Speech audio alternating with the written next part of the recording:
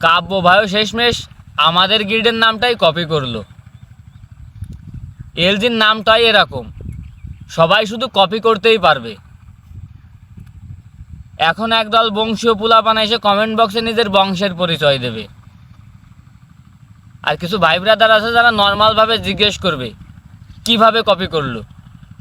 যারা বংশের পরিচয় দেয় তারা সারা জীবন বংশের পরিচয় দিয়ে যাবে, আর যেসব ভাই ব্রাদার নর্মালি জিজ্ঞেস করবে যে কিভাবে কপি করলো, তাদের জন্য আমার একটা উত্তরই থাকবে, সেটা হচ্ছে কেজির জির মানেও গ্যাং, আমাদের এলজির জির মানেও গ্যাং।